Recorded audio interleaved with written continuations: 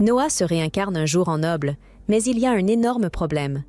Il suffit de jeter un coup d'œil à son écran de statut. Rien que de la pure déception parentale, digne des pires clichés asiatiques. Il est né en tant que 13e prince de la famille impériale, et l'empereur se montre particulièrement intéressé par ce nouveau-né.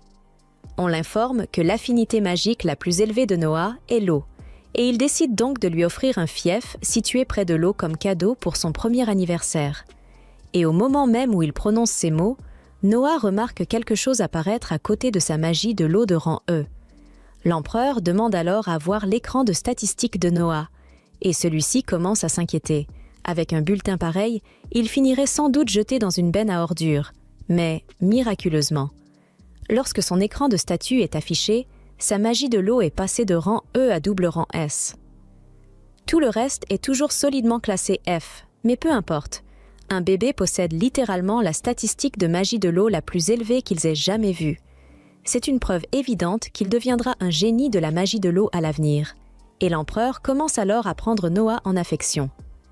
La raison pour laquelle sa magie de l'eau atteint le rang SS vient du fief que son père lui a accordé dès sa naissance, bien que, sur son écran de statut personnel, cela apparaisse toujours comme un E+S.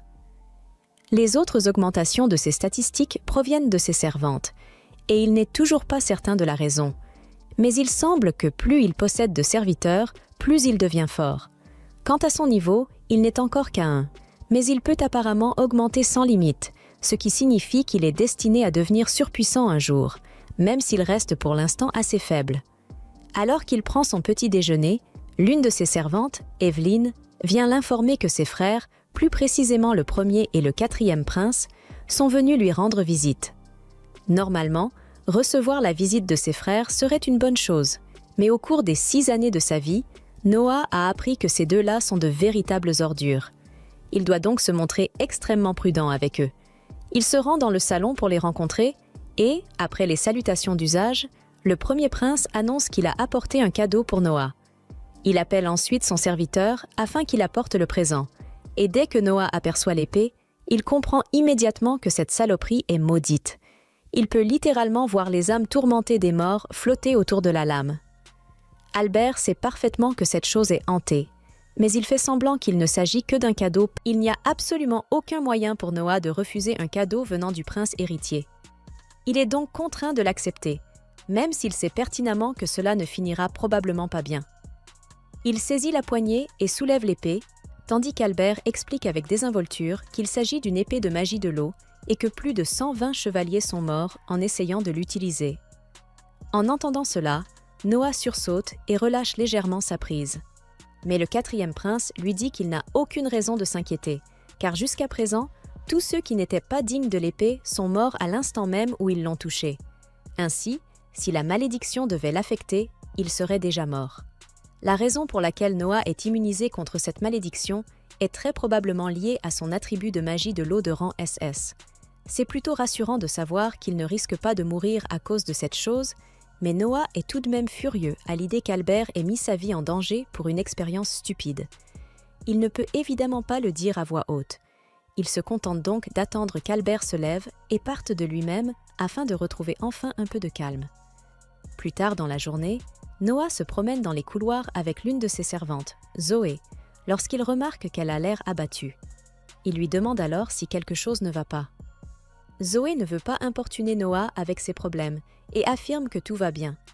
Mais Noah est certain que ce n'est pas le cas, et il lui ordonne de lui dire immédiatement ce qui ne va pas. Zoé finit par céder et lui avoue qu'elle souhaiterait prendre un congé afin de régler des affaires familiales. Noah lui demande de quelles affaires il s'agit, et elle explique que sa ville natale a récemment subi une inondation. La ferme de sa mère a été emportée par les eaux, et celle-ci n'a désormais plus aucun moyen de subsistance. Zoé demande conseil à Noah pour savoir comment elle pourrait réunir assez d'argent afin de reconstruire la ferme. On lui a dit que la seule solution serait de travailler pendant un certain temps dans le quartier des plaisirs. C'est ce qu'elle comptait faire durant son congé. Mais Noah refuse catégoriquement cette idée. Il lui annonce qu'il va donner un emploi à sa mère. Après tout, il pensait justement engager une fermeuse professionnelle de porte-arrière, et puisqu'elle vient avec une recommandation, il lui versera un salaire de 10 rangs par mois. Zoé lui demande s'il est vraiment sûr de lui, car 10 ron représentent un salaire bien supérieur à la moyenne, et elle n'a jamais entendu parler d'un tel métier. Mais c'est simplement parce que Noah vient de l'inventer sur le champ. Il veut aider Zoé, et de toute façon, c'est son argent. Alors qui pourrait bien l'en empêcher? Il lui dit également qu'il possède une vieille maison à la périphérie de la ville, et qu'elle pourra y vivre avec sa mère, afin qu'elle n'ait même pas à se soucier du loyer. Zoé l'a servi fidèlement toute sa vie. Il n'était donc absolument pas question pour Noah de la laisser vendre son corps dans le quartier des plaisirs à cause d'une inondation. Mais justement, en parlant de cette inondation, il restait encore une chose importante à faire. Noah fit appeler son majordome, Dylan, et lui ordonna de prendre des dispositions pour racheter autant de terres endommagées par les inondations que possible. Dylan comme Zoé furent stupéfaits en entendant cet ordre. Noah leur expliqua cependant qu'il y aurait forcément des escrocs prêts à profiter de la détresse des innocents qui venaient de perdre leurs moyens de subsistance. Il voulait donc sécuriser ces terres avant que cela n'arrive. Dylan resta sans voix. Il n'arrivait pas à croire qu'un enfant de 6 ans, avec si peu d'expérience, puisse anticiper les conséquences à une telle échelle. Noah, lui, avait déjà vu ce genre de situation à maintes reprises dans sa vie antérieure. Mais il ne pouvait évidemment pas leur dire cela, alors il passa simplement à autre chose sans donner d'explication. Dylan accepta volontiers de l'aider à acquérir ces terres, mais il lui demanda comment il comptait réunir les fonds nécessaires, car selon ses estimations approximatives, cela coûterait environ 700 000 rings. Zoé fut choquée en entendant ce chiffre, et Noah ne lui en voulut pas. Après tout, c'était pratiquement une petite fortune. Dans la capitale, un adulte moyen ne gagnait qu'environ 120 rings par an, une somme suffisante pour entretenir une famille, posséder une maison et manger convenablement. La maisonnée de Noah était évidemment plus riche que la moyenne, mais malgré cela, il ne disposait que d'environ 500 000 rings. Il lui manquait donc encore 200 000 rings, et il devait trouver un moyen de les obtenir rapidement. Ses options étant très limitées, il décida de vendre le fief qu'il possédait. Cependant, Dylan l'en empêcha aussitôt. Cette terre lui avait été offerte par l'empereur, et la vendre sans autorisation constituerait un crime contre la famille impériale. Noah en était parfaitement conscient. Mais il déclara qu'il comptait quand même le faire, car il n'avait pas d'autre choix. Il était prêt à accepter n'importe quelle punition que son père déciderait de lui infliger en conséquence. Le lendemain, alors que Noah et ses serviteurs étaient occupés à préparer leur départ vers les terres inondées, il reçut une visite inattendue. Le 4e prince, Henri, se présenta devant lui. Albert était peut-être un véritable imbécile, mais Henri, lui, était plutôt aimable une fois qu'on apprenait à le connaître. Il se souciait sincèrement de Noah, et il était venu l'avertir. Il lui expliqua que l'épée qu'Albert lui avait offerte possédait une volonté propre, et qu'il était prêt à la lui céder comme récompense. Ainsi, même s'il est immunisé contre la malédiction, il devra malgré tout gagner la reconnaissance de l'épée avant de pouvoir l'utiliser en toute sécurité. Noah prit ce conseil très au sérieux, et peu de temps après, il partit pour le village de Dassos. À son arrivée, il comprit immédiatement que parler de « dégâts causés par une inondation » était un euphémisme. On aurait dit que Kratos et Poséidon s'étaient battus ici à coups de poing. À en juger par l'état des lieux, Noah devina que la majorité des habitants avaient dû perdre leurs documents officiels dans la catastrophe. Il ordonna donc à Dylan de se rendre au bureau administratif afin de récupérer toutes les copies possibles, pour faciliter les futurs achats de terrain. Pendant ce temps, Noah décida de se rendre lui-même sur place afin de voir comment les habitants tenaient le coup après l'inondation.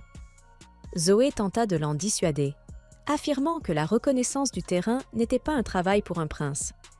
Mais Noah lui répondit qu'il irait quoi qu'il arrive, qu'elle le veuille ou non. Elle pouvait soit l'accompagner, soit l'attendre dans la voiture jusqu'à son retour. À contre-cœur, Zoé accepta de l'accompagner, et la réalité se révéla aussi terrible qu'elle en avait l'air. Toutes les cultures avaient été totalement détruites. Il n'y aurait aucune récolte cette année, et sans récolte, les villageois ne pourraient tout simplement pas survivre. À ce moment-là, Noah entendit le son d'une cloche. Il remarqua que tous les habitants commençaient à se rassembler sur ce qui avait autrefois été la place du village. Zoé supposa qu'il devait s'agir d'une distribution de nourriture, puisque l'Empire accordait des aides d'urgence aux régions touchées par des catastrophes naturelles. Noah se dit que c'était rassurant de voir que le système d'aide fonctionnait correctement dans cette région. Il se joignit donc aux villageois pour le repas. Mais dès la première bouchée, il retira immédiatement tout ce qu'il avait pensé de positif. Il avait mangé de la cuisine britannique bien moins déprimante que cette pitoyable excuse de soupe, et il était presque certain que les légumes utilisés étaient pourris. Un des villageois l'entendit se plaindre de la nourriture. Ne sachant pas qu'il avait affaire à un prince, il pensa simplement que Noah était un autre malheureux sinistré.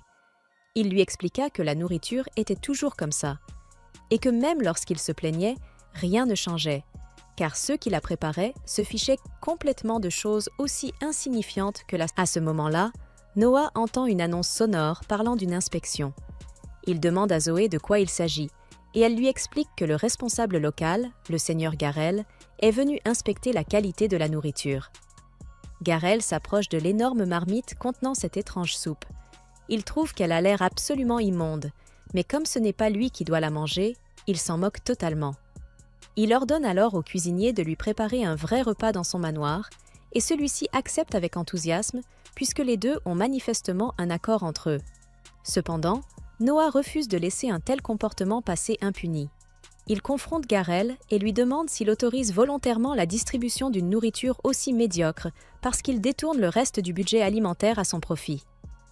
Garel, persuadé que Noah n'est qu'un paysan sans pouvoir, admet ouvertement qu'il siphonne les fonds, convaincu qu'il n'y a absolument rien que ce gamin puisse faire contre lui. Entendre Garel se vanter de voler des survivants affamés d'une inondation fait bouillir le sang de Noah, à tel point que l'épée maudite commence à réagir. Agacé par l'insolence de ce garçon inconnu, Garel dégaine son épée et s'apprête à le tuer. Mais avant même qu'il puisse agir, l'épée du Léviathan jaillit de son fourreau et vient se placer aux côtés de Noah. La force de volonté de Noah et son sens aigu de la justice suffisent à convaincre l'arme de le reconnaître comme un porteur digne. Désormais capable d'en utiliser le pouvoir, Noah tranche la tête de Garel sans effort, le punissant pour détournement de fonds et pour avoir menacé un prince impérial. Peu après, le seigneur Rowan, supérieur hiérarchique de Garel, arrive sur les lieux. Les gardes tentent de le convaincre de faire arrêter Noah pour avoir tué Garel. Mais dès que Rowan aperçoit Noah, il le reconnaît immédiatement comme le 13e prince et s'agenouille aussitôt pour lui rendre hommage. Noah lui dit alors qu'ils devront avoir une longue discussion au sujet de la situation dans cette région, une manière polie de dire que Rowan est dans de très graves ennuis pour avoir laissé Garel agir ainsi pendant si longtemps. Il précise qu'il a déjà puni Garel, mais que les complices qui l'ont aidé à détourner ses fonds sont toujours présents. Il attend donc que Rowan s'en occupe comme il se doit. En attendant, Noah lui ordonne de faire préparer immédiatement un repas décent pour les habitants. Plus tard, après que Noah a finalisé l'achat du village, Albert reçoit un rapport détaillant ce qu'a accompli son frère. Il est surpris de constater que Noah a pu manier l'épée sans en subir les effets secondaires, mais il nourrit encore bien d'autres projets à son égard. Pendant ce temps, Noah est convoqué par son père afin de s'expliquer. Il s'attendait pleinement à être réprimandé pour avoir vendu ses terres afin d'acheter un village ravagé par une inondation. Mais contre toute attente, l'empereur le remercie. Sans l'intervention de Noah, les pertes subies par ses habitants auraient été bien plus lourdes. Voyant clairement que Noah est un jeune homme compétent, l'empereur lui demande de continuer à servir l'Empire de toutes ses forces. Et Noah accepte avec le sourire. Cependant, à sa grande surprise, Sa Majesté remercie son fils d'avoir empêché le succès de ceux qui avaient tenté de profiter de la tragédie à Dasso. L'empereur comprend que Noah est arrivé à Dasso par hasard, grâce à une domestique qui y vivait, mais il croit également que les actions du garçon étaient la volonté de Dieu, notamment le fait qu'il ait réussi à maîtriser Léviathan, l'épée magique de l'eau. À ce propos, le souverain demande une nouvelle fois à Cruz de tester les pouvoirs de son fils. Une fois l'épreuve terminée, le panneau de statut de Noah apparaît, révélant que son attribut eau atteint le rang SSS. L'empereur est ravi, convaincu que le garçon pourra encore apporter une grande aide à l'Empire. Dans l'instant suivant, plusieurs quartiers de la capitale de l'Empire de Mille apparaissent à l'écran, montrant le centre politique, culturel et économique du pays, un lieu reconnu comme le plus glorieux et prospère du monde actuel. Dans la rue Reed, selon l'Unix, Noah découvre qu'un spectacle musical est en cours, visant à remercier le maître pour ce qu'il avait fait pour sa patrie. Zoé se porte volontaire pour l'accompagner dans cette mission. En entrant dans un théâtre, ils arrivent juste à temps pour assister à la performance d'une jeune fille aux cheveux roses et à l'expression mélancolique, chantant une chanson sur l'amour et sur la façon dont il peut parfois se transformer en douleur. Noah se rappelle qu'on lui avait dit que le nom de l'artiste était Talashi. Il remarque que sa technique est encore celle d'une débutante, mais il apprécie ce qu'il voit, car il est évident qu'elle chante avec son cœur. Cependant, soudain, un groupe d'hommes fait irruption dans le théâtre, brisant tout sur son passage. Leur chef, un grand homme chauve, ordonne à Alashi d'arrêter de chanter, affirmant qu'avec ce revenu, elle ne pourra jamais rembourser la dette laissée par son père. La chanteuse réplique que c'est le seul moyen pour elle de gérer ce qu'elle doit, mais l'homme suggère que chaque femme a une manière très spécifique de gagner de l'argent, et l'on comprend exactement ce qu'il sous-entend. Au milieu de cette scène, Noah se lève calmement et cite un article de la loi impériale, déclarant que les enfants ne doivent pas être contraints de supporter les dettes de leurs parents. Il précise également que transférer cette dette sur la fille et tenter de la forcer à vendre son corps constitue un crime. L'homme devient furieux et menace Noah, qui réagit en utilisant le pouvoir de Léviathan pour maîtriser le brut et ses compagnons, conscient qu'il serait détruit s'il combattait ce type. Le chauve s'enfuit, mais promet qu'il reviendra.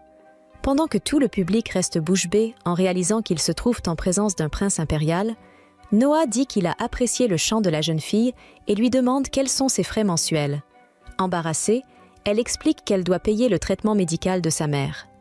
Noah décide alors de lui verser une allocation mensuelle de 25 liens, afin qu'elle puisse chanter en toute tranquillité, quand elle le souhaite ou en a besoin, promettant d'augmenter le montant au fur et à mesure de ses progrès. Plus tard, le noble retourne dans sa modeste résidence, où il est accueilli par ses humbles serviteurs, en train de nettoyer ses humbles chaussures. Il demande qui étaient ces hommes qui ont causé des problèmes au théâtre. Evelyn explique qu'ils sont connus pour prêter de l'argent illégalement dans la région, autrement dit, des usuriers classiques. Après avoir découvert à qui ils avaient affaire, les fauteurs de troubles ont eu la décence de s'incliner devant le portail du prince pour s'excuser de ce qu'ils avaient fait. Mais Noah ordonne aux servantes de les renvoyer. Après tout, les criminels, et surtout les criminels, ne peuvent pas s'adresser à un prince impérial quand bon leur semble. Henri apparaît à l'entrée de la maison, louant la position de son frère, car accepter si facilement ce genre de personnes rabaisse le statut de la maison impériale et de ses princes. Noah comprend que c'est une raison, mais il en a une autre derrière cela. Pourtant, il veut révéler cette raison à son frère à l'intérieur, dans une conversation privée. Les deux se rassemblent alors, et Noah lui parle de la chanteuse qui l'aide, expliquant qu'il doit agir fermement avec les usuriers afin qu'ils comprennent qu'Alashi n'est pas seul. Henri demande si la claque vocale qu'elle lui a donnée était bonne, et le petit prince admet qu'il est encore étourdi. Henri n'aurait jamais pensé qu'un gamin de son âge irait aussi loin, surtout en considérant que Frank et Gary, qui ont à peu près le même âge que Noah, n'en sont même pas proches. Gary, par exemple, reste un enfant immature qui n'apprend jamais la politesse. À l'écoute de cela, Noah réfléchit. Bien qu'ils soient tous frères, chacun a une mère différente. Cependant, Henri et Gary, qui partagent la même mère, doivent avoir un lien particulier. Changeant de sujet, Henri commande que Noah semble avoir parfaitement maîtrisé l'épée magique, et le garçon explique que c'est grâce à son frère, qui lui a appris que Léviathan a sa propre volonté. Pour autant, l'aîné souhaite savoir comment l'enfant peut transporter une arme aussi gigantesque, puisqu'elle est bien trop grande pour lui. Noah invoque alors l'épée devant son frère et explique qu'il la cache dans sa manche sous une forme miniature. Un stratagème que l'épée elle-même lui a enseigné. Impressionné, Henri remarque que cela est sans précédent, puisque Léviathan a été gardé isolé pendant 200 ans comme trésor national et qu'aucun document ne mentionne une telle capacité par le passé. C'est un exploit incroyable pour Noah. Lorsque la nuit tombe et que les deux princes apparaissent enfin à la porte, les seuls usuriers présents s'inclinent encore. Finalement, après avoir attendu si longtemps, le grand homme perd patience et exige de ne plus être ignoré par le petit arrogant. Ses compagnons essaient de l'empêcher de parler ainsi, mais il est trop tard, le mal est fait. D'un simple mouvement, Noah affecte l'homme, le faisant s'étouffer et devenir rapidement obéissant. Henri demande ce que son frère vient de faire, et Noah explique qu'il a simplement libéré un peu de la puissance de Léviathan sous forme de domination. Au final, Henry complimente le contrôle que le garçon démontre sur l'épée magique. Quelques heures plus tard, répondant à une invitation, Noah se rend en calèche à un lieu où il est accueilli par un homme nommé Radok, qui conduit le prince dans une immense salle remplie de personnes impeccablement vêtues, applaudissant l'arrivée de l'un des fils les plus aimés et respectés du roi. Radok s'intéresse à l'arme que le garçon porte, et Noah explique qu'il s'agit de Léviathan, une épée magique offerte par le prince héritier. Cette information laisse tout le monde stupéfait, puisque c'est un trésor national accordé personnellement par Albert Ararat. Sachant que le domaine du 13e prince est complètement marécageux, la foule relie ce territoire à l'épée que Noah porte, au milieu de toutes les comptes. Cependant, il y a un bref moment de silence où, comme dans un épisode de El Chavo, une seule personne parle, ironiquement en se moquant de l'épée du prince, disant qu'elle ressemble à l'une de ces épées jouets qui s'illuminent lorsqu'on appuie sur un bouton et qui se vendent dans les grands magasins. Noah fixe l'homme du regard, qui fait semblant que ce n'est pas lui, mais Léviathan sait très bien qui c'était. Sans tarder, l'épée libère un miasme sombre qui commence à suffoquer et à rendre les gens dans la salle fous. Noah exige que l'arme cesse immédiatement et souligne que la loyauté est une bonne chose, mais que là, c'était un peu exagéré. Il était clair que l'épée s'était mise en colère après avoir entendu son maître être manqué de respect.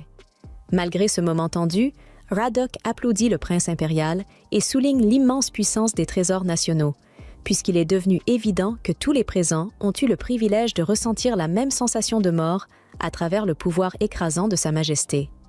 Immédiatement, les invités commencent à applaudir Noah Arrara comme si ce dernier n'avait pas failli tous les tuer, tandis que Radok demande au prince ce qu'il faut faire de l'homme désinvolte qui a mal parlé de Léviathan. Noah répond qu'il suffit de l'ignorer, car ce qui vient d'en bas ne vous atteint pas. Ensuite, quelques invités sont présentés à Sa Majesté, dont un célèbre marchand nommé Lance Allison. Cependant, ceux qui attirent le plus l'attention du prince sont les deux personnes qui apparaissent ensuite. Un homme qui se présente comme Byron Allen, administrateur de la Allen Mercantile Company.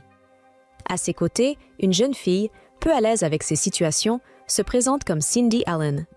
Tout de suite, Noah demande si elle est adoptée, car Byron semble être de la 2e ou 3e génération et porte les manières de la haute société, contrairement à la jeune fille. De plus, il a remarqué que Cindy avait été esclave par le passé.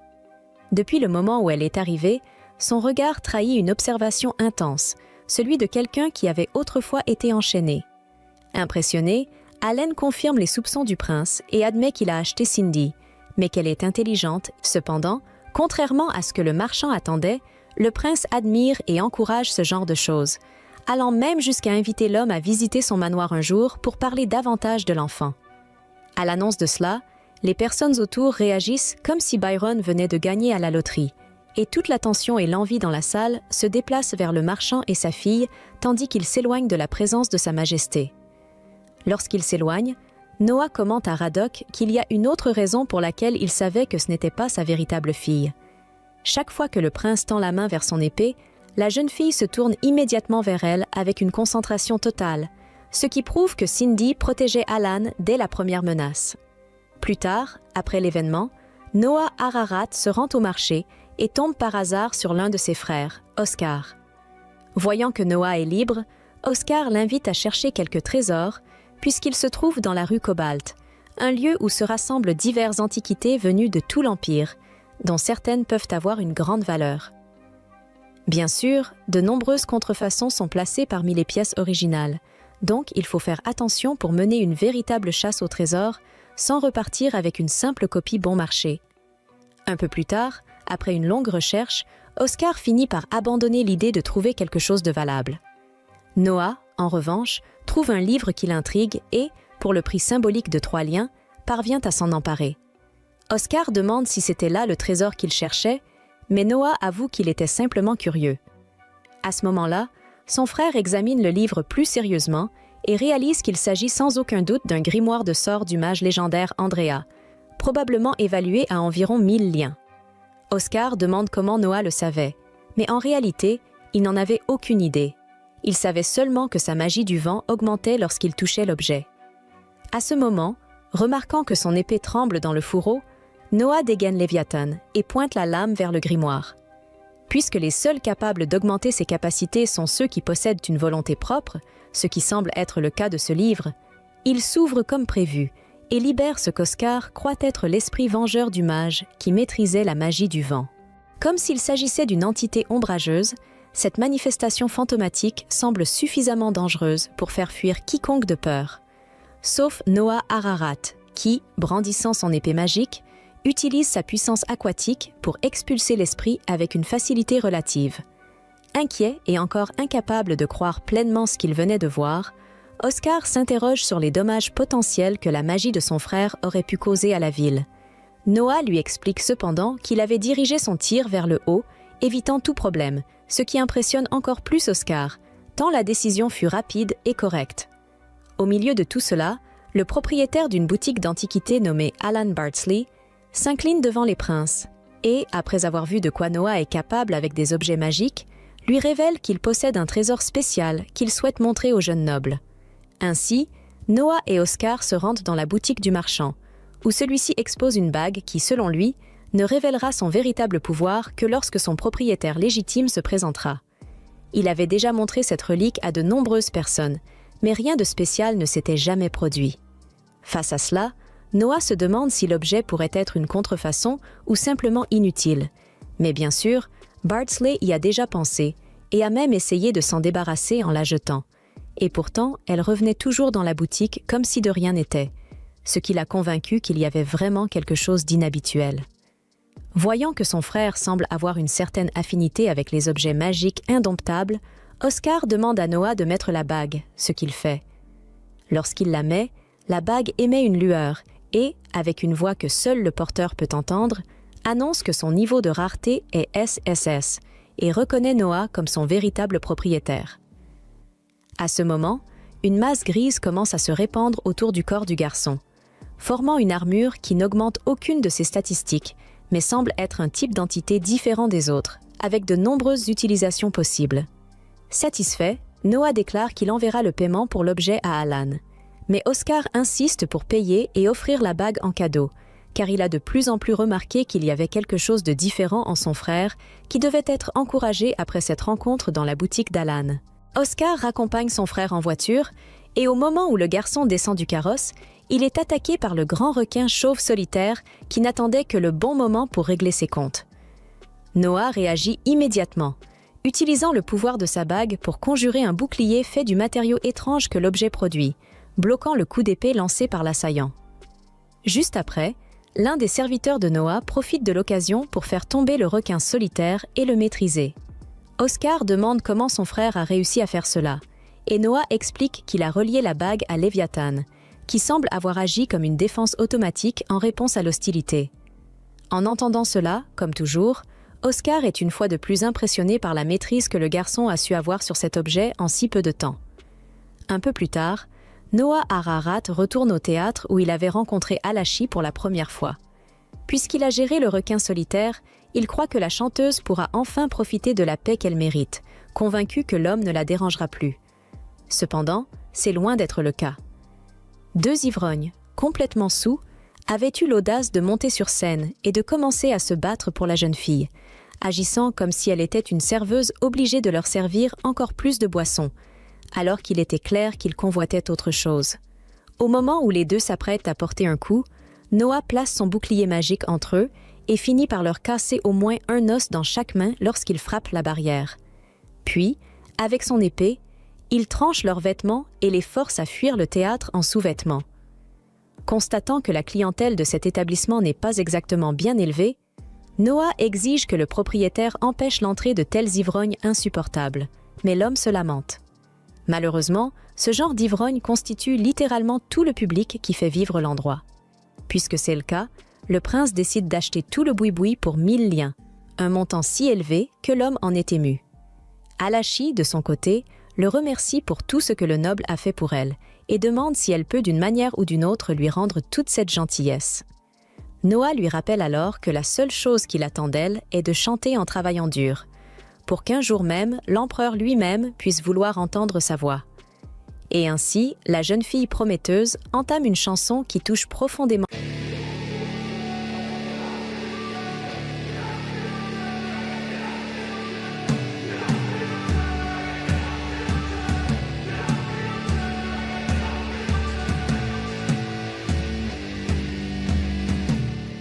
Avec le temps, un certain jour, Noah reçut la visite de Dedmerê, le gouverneur général de Hadjoy, qui était le fief de Noah. La famille impériale avait pour tradition de confier des fiefs aux princes afin qu'ils apprennent à les administrer, et le titre de seigneur poussait les habitants à considérer ces aristocrates comme leurs véritables maîtres. Il n'en allait pas autrement pour Dedmerê, originaire d'Almeria, mais désormais en poste à Hadjoy. Par ordre impérial, il avait été chargé de contrôler les inondations dans cette région.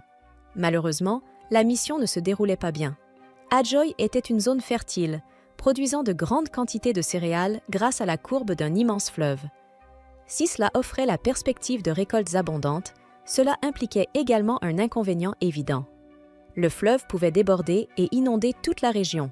Selon le gouverneur, la difficulté à résoudre le problème venait du fait que Hadjoy n'avait pas encore reçu les fonds nécessaires au projet. Bien que l'ordre vienne directement de l'Empire, le ministère des Finances ne cessait de fournir des excuses au lieu de transférer l'argent qui permettrait de résoudre la crise.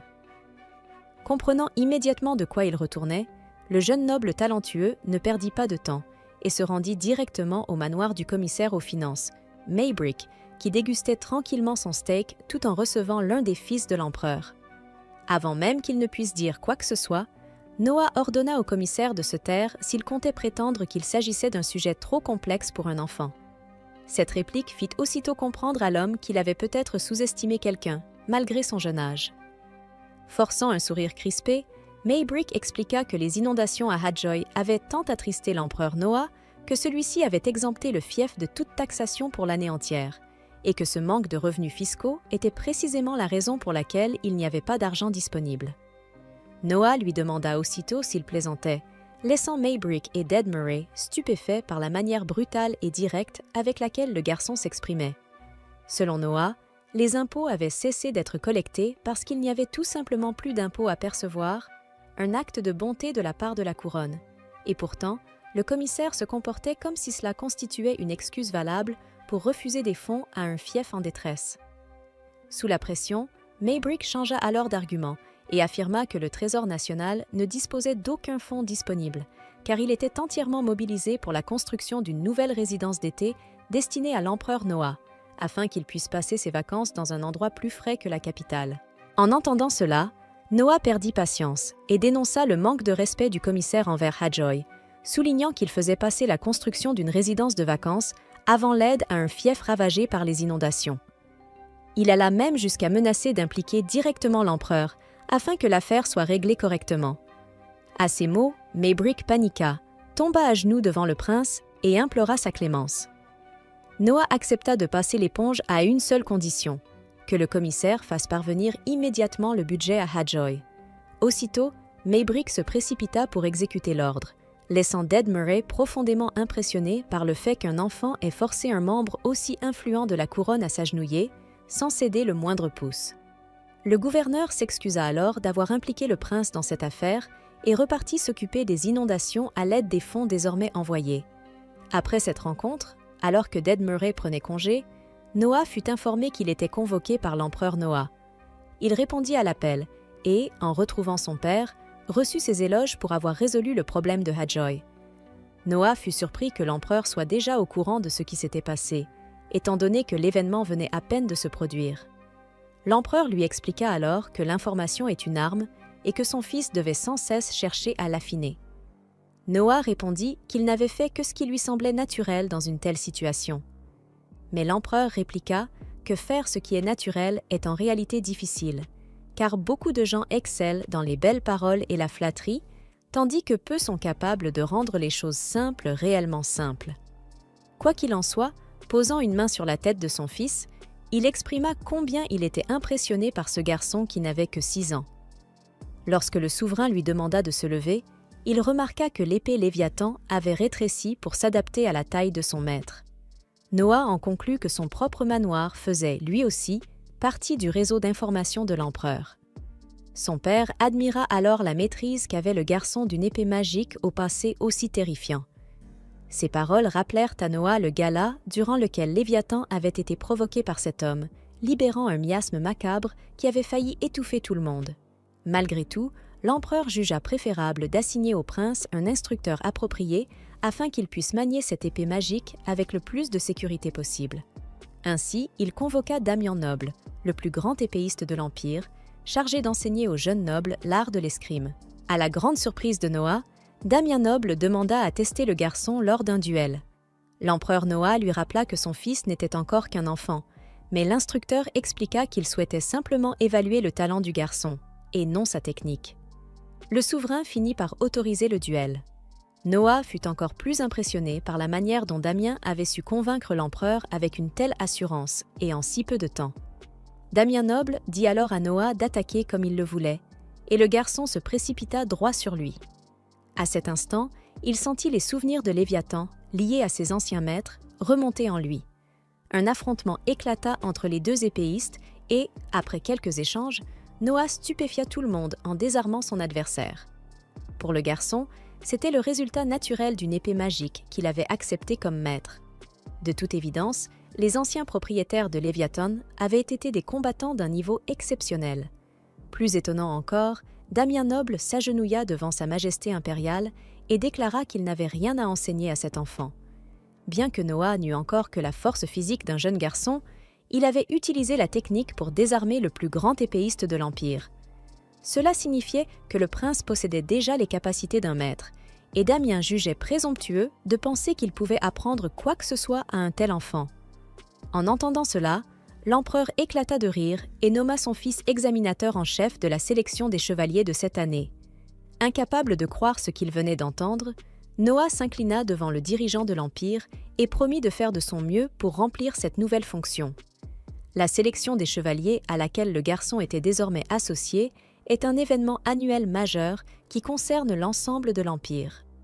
Après tout, il s'agit d'une nation de guerriers qui valorise sa propre caste, où la voie martiale est considérée comme le seul moyen d'accéder au succès par le mérite. Lors de cette sélection, les combattants ayant remporté les éliminatoires régionales à travers le pays s'affrontent dans la capitale impériale lors de combats mortels et le vainqueur reçoit le titre de chevalier, entrant ainsi dans la haute société. La première mission d'un chevalier est de devenir le subordonné de l'officier chargé de la sélection, qui, cette année-là, sera Noah. Avoir un bon chevalier au sein de son équipe ne pourra que renforcer le jeune prince. C'est alors que l'empereur demanda si son fils comptait choisir ses candidats uniquement sur la base de la force brute ou s'il avait une autre méthode pour désigner le vainqueur. Noah décida donc de supprimer les éliminatoires régionales et d'organiser l'intégralité de la sélection directement dans la capitale impériale. Noah souhaite que tous les candidats combattent devant lui, car l'Empire est immense, ce qui rend impossible le suivi de toutes les épreuves qualificatives régionales, et ce serait regrettable qu'un grand talent soit perdu à cause de cette contrainte. Plus tard, dans son manoir, tandis que Zoé lui sert du thé, il demande à la domestique si des gens de son village sont intéressés par la sélection des chevaliers. Elle lui explique que oui, car c'est la seule occasion pour des gens ordinaires comme eux de devenir quelqu'un d'important. C'est pour cette raison que, chaque année, un représentant est envoyé de leur village. Noah lui annonce alors qu'il a supprimé le championnat régional, ce qui signifie que toute personne souhaitant participer pourra le faire sans passer par ce filtre. Zoé semble à la fois heureuse et triste. À l'insistance de son maître, elle finit par avouer que ce sentiment vient du fait que la véritable raison pour laquelle Dassault n'envoie qu'un seul représentant chaque année est la difficulté à payer les frais de voyage et de logement dans la capitale, un endroit coûteux. La personne choisie ne peut s'y rendre que grâce aux dons des autres habitants. Le candidat de Dassault porte ainsi les attentes de toute la population lors de la sélection, et tout le village se mobilise toujours pour cela. Concernant ce problème, Noah explique qu'il souhaite également supprimer cet obstacle, car son objectif est de faire tout son possible pour examiner tous les talents potentiels sans en laisser passer aucun. Il décide donc de prendre en charge l'ensemble des dépenses liées à l'envoi des candidats. Zoé trouve cette décision incroyable, tout en soulignant qu'elle sera très coûteuse. Noah rétorque qu'il n'est pas nécessaire de tout préparer à partir de zéro. Il convoque alors Dylan et lui ordonne d'acheter toutes les maisons vacantes existant dans la capitale impériale. Si cela ne suffit pas à accueillir tous les candidats, le majordome devra faire construire un dortoir. En outre, Noah demande à Dylan de contacter tous les marchands qu'il connaît afin d'annoncer une réunion avec le prince pour régler la question des repas des candidats. Plus tard, lors d'une rencontre avec Byron Allen, et après avoir reçu une estimation du coût de la nourriture durant les épreuves, Noah remarque que le montant est bien inférieur à ce qu'il avait imaginé. Le marchand lui explique alors qu'il a appliqué un tarif spécial puisqu'il s'agissait d'une demande du 13e prince. Cependant, Noah affirme catégoriquement que le marchand n'accorderait jamais un tel rabais par simple bonté, ce qui met Byron Allen dans l'embarras, ayant sous-estimé le seigneur à cause de son âge. Quoi qu'il en soit, le marchand l'informe que, pendant la sélection nocturne, un test sera également organisé pour recruter des domestiques pour le palais. Il souhaite en savoir davantage sur les tendances des candidats approuvés. Imaginant que Byron Allen souhaite envoyer une femme au palais, Noah répond que si quelqu'un sous le contrôle du marchand se trouvait au palais, il pourrait obtenir des informations rapidement. Les bénéfices seraient encore plus grands si l'empereur Ararat ordonnait à cette femme de passer la nuit avec lui. Sueur froide au front face à une telle déclaration, le marchand poursuit et indique qu'il a déjà effectué le paiement d'avance. Noah promet alors de faire sa recommandation si le candidat est une femme qu'il apprécie réellement.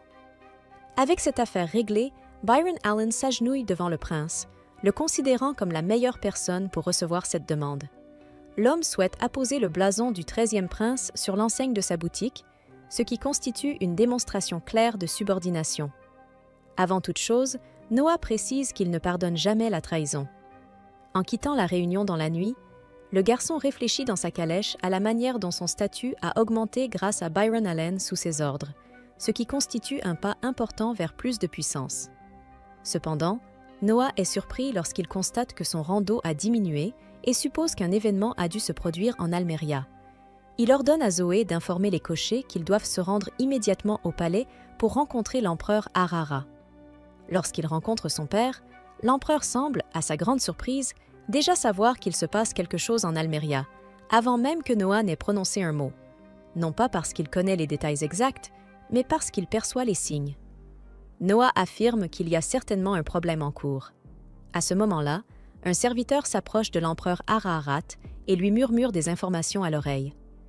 Impressionné par l'intuition de son fils, le souverain révèle qu'une rébellion a éclaté en Almeria et demande à son fils à quel point il estime que le problème est sérieux. Noah analyse que si le rang SS de son élément eau est devenu S, cela semble avoir été réduit de moitié, mais en réalité, il ne s'agit que d'un niveau inférieur à tous les autres niveaux. Autrement dit, à ce moment-là, le prince estime que la rébellion est de petite envergure. L'empereur confirme que sa réponse est correcte, car selon le rapport, cette révolte implique environ 5000 personnes, l'équivalent d'une petite armée qui parcourt désormais le fief de Noah.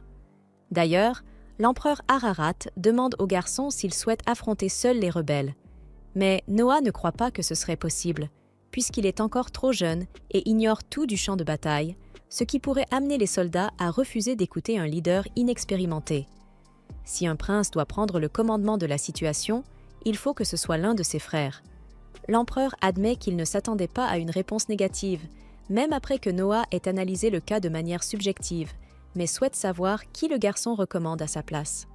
Noah propose Henry, car étant donné l'ampleur de la rébellion, la meilleure approche consiste à la réprimer directement, et son frère Henri, étant le plus prudent des princes, devrait pouvoir agir avec précision.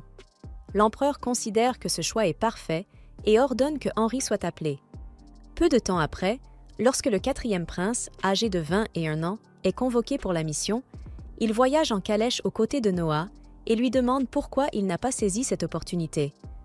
Puisque c'est une nation de guerriers qui valorise énormément ce genre de situation, Noah répond qu'il s'agit d'un événement très soudain sur lequel il sait très peu de choses et que même s'il ne meurt pas personnellement, ses soldats mourraient certainement en grand nombre. Cela dit, Noah perçoit une présence grâce au pouvoir de Léviathan et ordonne à la calèche de s'arrêter. Car maintenant qu'il se voit comme la cible de ce problème, il ne veut pas impliquer son frère. Sans perdre de temps, lorsqu'un groupe d'hommes encapuchonnés et armés entoure le prince et tente de le piéger avec des filets d'eau, Noah réalise qu'il s'agit de rebelles almériens. L'un des rebelles attaque Noah physiquement, mais en retour, il reçoit un coup d'épée qui le met hors de combat. Même ainsi, les autres ennemis chargent contre le 13e prince, donnant lieu à une bataille générale que le jeune Ararat maîtrise avec aisance, maîtrisant chaque adversaire grâce au pouvoir de Léviathan jusqu'au tout dernier. Après avoir remporté le combat, Noah reçoit les louanges de son frère pour ses progrès accomplis en si peu de temps. Selon Henry, l'armée rebelle est composée principalement de cavaliers, et il ne s'attendait pas à rencontrer d'autres types de combattants comme ceux-ci. D'ailleurs, le quatrième prince se demande s'il n'aurait pas été préférable d'obtenir des informations auprès des assaillants. Mais Noah explique qu'il n'a tué aucun d'entre eux. Il les a seulement laissés inconscients grâce à l'intimidation de Léviathan, après les avoir terrassés d'un seul coup, car les rebelles auraient peut-être préféré se donner la mort avant d'être interrogés. Se souvenant de ce que son frère a dit sur le fait que les rebelles étaient surtout des cavaliers, Noah note qu'Almeria est faible dans la production de chevaux de guerre. Le lendemain, il convoque Byron Allen à cause de ses affaires commerciales près d'Almeria. Tout d'abord, le prince précise que le commerçant serait un homme mort si cette conversation fuitait, puis il lui explique la rébellion et la possibilité que l'armée ennemie soit principalement composée de cavaliers. Après avoir donné 10 000 lianes aux marchands, Noah lui ordonne d'acheter tout le fourrage disponible pour les chevaux. Byron Allen demande s'il doit ignorer les rations humaines, et le prince répond qu'elles ne seront pas nécessaires.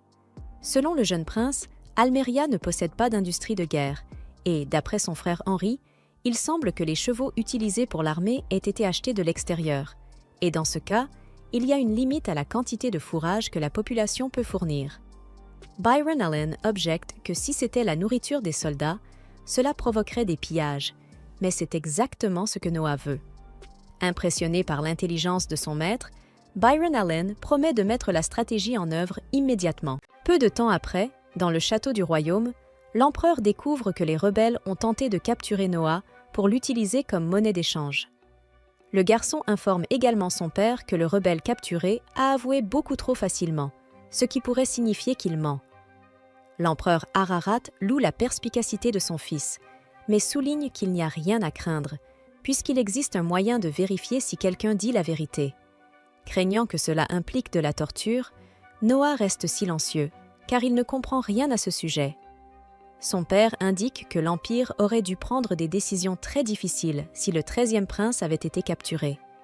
Il ajoute qu'il est impressionné que le garçon ait choisi la réserve de nourriture comme cible. Noah est surpris d'entendre cela, puisqu'il venait de donner l'ordre d'acheter tout le fourrage pour chevaux. L'empereur Arara ajoute que si cela n'avait été qu'un simple siège, quelqu'un d'autre aurait sûrement eu la même idée.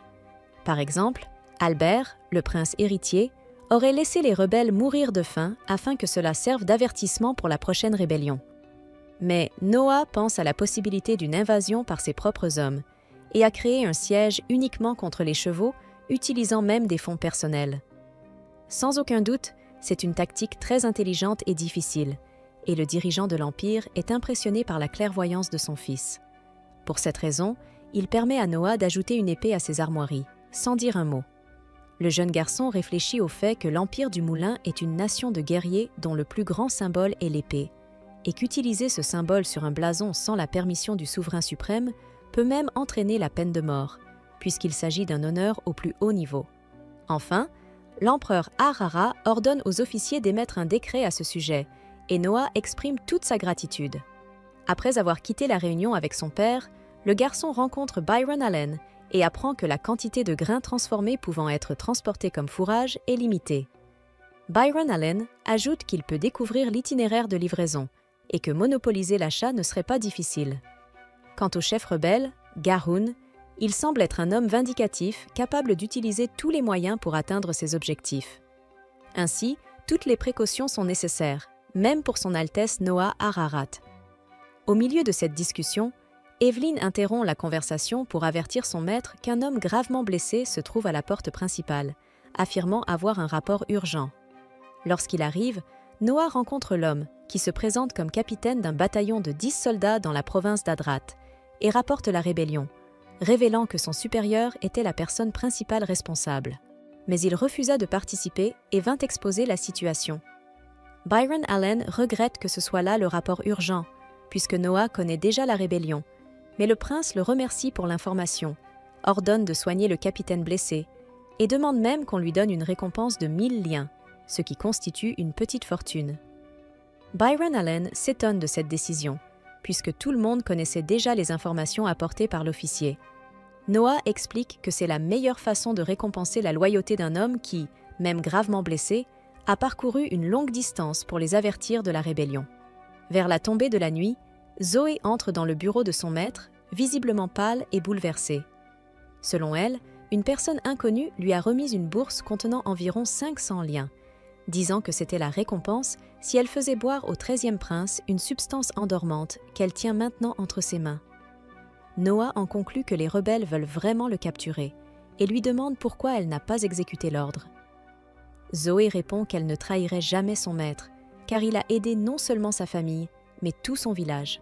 Pourtant, elle pleure en avouant qu'elle serait tuée si elle n'accomplissait pas ce qu'on lui ordonnait. Alors, le jeune Noah Ararat rédige un chèque pour le même montant que celui que les rebelles avaient tenté d'utiliser pour acheter la trahison de la servante, mais en ajoutant un 0 supplémentaire. 5000 liens. Incapable de croire une telle somme, la servante refuse de l'accepter, mais son maître insiste. Surtout, ce n'est même pas la plus grande surprise que Noah lui réserve. Pour la laisser encore plus stupéfaite, le noble déclare qu'il prendra la drogue endormante et qu'une fois ce fait accompli, il veut que Zoé le remette aux rebelles avant de s'enfuir et de se cacher immédiatement, car ils essaieront évidemment de la réduire au silence. Ainsi, quelque temps plus tard, Noah ouvre lentement les yeux dans une cachette, où deux hommes, dans une autre pièce, parlaient de la dernière solution pour empêcher le prince de s'échapper, le tuer avec le sinistre poignard de leur chef. Noah réalise que ses mains et ses pieds sont attachés. Alors il sort de son oreille un petit objet magique qui se transforme en Léviathan. De plus, heureusement, il n'avait pas retiré l'anneau de son doigt, ce qui lui permet d'utiliser l'accessoire magique pour couper ses liens. En regardant autour de lui, il se rend compte qu'il n'est pas dans une pièce, mais à l'arrière d'un chariot. Ensuite, Noah demande à Léviathan de montrer ses souvenirs. Après avoir pris la drogue endormante et s'être assoupi, le 13e prince s'est retrouvé entouré par les rebelles qui ont envahi son manoir après que Zoé les ait laissés en... Cependant, elle créa une diversion et s'échappa, et comme ils ne pouvaient pas laisser passer l'occasion de capturer le prince, ils l'ignorèrent, attachèrent Noah Ararat et l'emmenèrent dans un chariot. En voyant ce qui se passait, le prince grimpe sur le toit du chariot et apparaît armé devant tous les rebelles qui se reposaient autour d'un feu de camp. L'un des hommes tire son épée et lui rappelle que le garçon n'a plus son frère pour l'aider. Noah tranche alors l'ennemi dans un mouvement si rapide que l'homme n'eut même pas le temps de réagir. Après cela, le jeune noble déplore que cette mission ait été inutile, car il voulait obtenir des informations importantes, mais a été kidnappé uniquement par des subordonnés de Baran qui ne savent rien. Les rebelles deviennent furieux face à l'audace de ce gamin et attaquent. Noah montre alors le résultat fatal de la combinaison de son talent, de son maniement de l'épée et de la puissance de Léviathan, même s'il n'utilisa pas cette fois sa magie de l'eau. Après avoir éliminé tous les ennemis, le noble voit Zoé s'approcher, accompagnée de plusieurs soldats impériaux. Il lui demande ce qu'elle fait là, puisqu'il lui avait ordonné de fuir, mais Zoé ne put s'y résoudre. Elle devait voir comment allait son maître, tant elle mourait d'inquiétude. Alors que les soldats restaient bouche bée devant les corps des rebelles à terre, Zoé supposait que son maître avait fait tout cela seul. Noah ordonne au capitaine du peloton de s'occuper des corps, mais lorsque l'officier s'apprête à ramasser l'épée de l'un des hommes morts, le prince le prévient à la dernière seconde qu'il ne doit pas toucher l'arme. À la surprise générale, Noah leur ordonne de reculer, et alors un miasme sombre s'élève de l'épée, faisant réaliser à Noah qu'il s'agissait bien du sinistre poignard dont on avait parlé.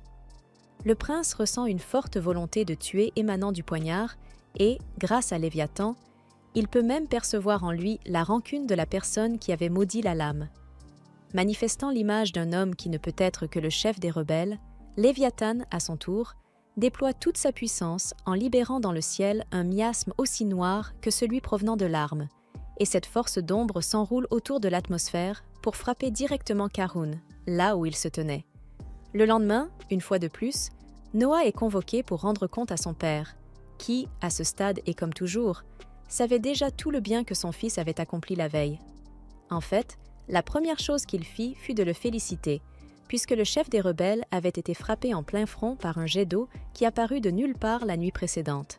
Naturellement, l'empereur Ararat supposa que celui responsable était Noah et son épée magique. Noah, de son côté, ne cessait d'être impressionné par la rapidité avec laquelle son père obtenait ces informations. En y repensant, Il se souvint qu'il avait utilisé la rancune incrustée dans le poignard comme marqueur, puis avait visé le propriétaire avec le tir longue portée de Léviathan et touché Karun en plein cœur. Ainsi, les rebelles d'Almeria perdirent leur plus grand leader et furent conséquemment réprimés par le 4e prince impérial, Henry. Après la bataille, presque tous ceux qui avaient planifié la rébellion furent arrêtés, et dans une salle du trône remplie d'invités importants, Sa Majesté impériale ordonna que le bétail et les chevaux soient préparés, car toute la famille des responsables serait démembrée. Les nobles présents acquiescèrent à cette punition, jusqu'à ce que Noah demande la parole et surprenne tout le monde en exprimant une opinion contraire au jugement. Avec un visage sévère, l'empereur Ararat exigea des explications, et Noah répondit que la punition devait être conforme à la loi impériale, qui stipule que le chef d'un acte de trahison doit être condamné à mort par décapitation. Ses parents jusqu'au 3e degré et ses complices doivent être pendus, et les autres décapités selon leur niveau d'implication. Le garçon comprit que si son père violait la loi, cela apporterait le chaos dans le monde, alors il lui demanda de reconsidérer sa décision. Après quelques secondes de réflexion, l'empereur Ararat reconnut que son fils avait raison et le remercia d'avoir pris la parole, mais refusa d'accepter une punition si légère, annonçant à la place la peine maximale tant qu'elle restait dans la loi. Une fois la décision prise, il ordonna au Premier ministre Noishill de s'occuper du reste. Les présents dans la salle du trône furent impressionnés par l'intervention du 13e prince, et le peuple de l'Empire ne cessa de grandir dans son admiration pour le prodige qu'était Noah Ararat. Au milieu de cela, l'empereur Ararat reconnut que c'était grâce à son fils qu'il avait évité de laisser une tache sur l'histoire, et lui accorda donc un nouveau titre. S'il ne s'agissait que de réprimander l'empereur, n'importe lequel de ses enfants aurait pu le faire, mais la qualité rare de Noah était de guider son père vers ce qu'il fallait faire, afin que le monde connaisse la sagesse du jeune homme. L'empereur Ararat donna à Noah le titre de sage, une chose jamais entendue pour un prince, et le souverain regretta même que le garçon ne soit pas né plus tôt. Une fois cela fait, le peuple acclama le prince impérial Noah, le sage, se rappelant que la sélection nocturne aurait bientôt lieu. L'empereur demanda si son fils avait déjà décidé comment il procéderait, et Noah répondit qu'il avait une idée, mais préférait la montrer plus tard. Dans la scène suivante, dans une cour du château, Noah prit une gorgée de sa tasse de thé, puis demanda aux hommes autour de lui de lui lancer le seau d'eau qu'il tenait. Lorsque le premier serviteur le fit, l'anneau du garçon agit de lui-même et bloqua l'eau grâce à sa protection magique, laissant l'empereur Ararat stupéfait. Les 3 autres hommes firent de même, et chaque fois l'accessoire protégea son utilisateur. Après avoir démontré son idée en pratique, Noah expliqua qu'il conduirait la sélection nocturne en se faisant attaquer, observant jusqu'où ils avanceraient. De cela, son père comprit que l'idée réduirait le fardeau de Noah et lui permettrait de supporter le long processus de sélection sans problème, mais il le prévint du danger impliqué. Si quelqu'un de suffisamment puissant se trouvait dans le test, la protection pourrait être brisée. Noah, cependant, lui assura qu'il en était conscient et qu'il était préparé. Faisant confiance à l'intelligence de son fils, le père ne s'opposa pas à la décision et loua les capacités du nouveau sage. En fin d'après-midi, dans une partie plus isolée du palais, le Premier ministre Noishill commenta à l'empereur qu'il avait été risqué de dire en public qu'il aurait souhaité que Noah soit né plus tôt. Mais l'empereur Ararat ne vit aucun problème à cela. Après tout, le garçon ne lui avait pas seulement donné de précieux conseils, mais avait également tué un chef ennemi sans même se rendre sur le champ de bataille, quelque chose qui n'était jamais arrivé auparavant. De plus, comme prévu, l'épée magique du garçon confirmait qu'elle possédait un pouvoir terrifiant. Debout devant un escalier, l'empereur Ararat ordonna à Cruz d'apporter le cercueil reposant au sommet de celui-ci. Selon lui, la légende dit que le véritable sceau de Léviathan ne doit jamais être brisé, mais peut-être que Noah est capable de changer cette histoire.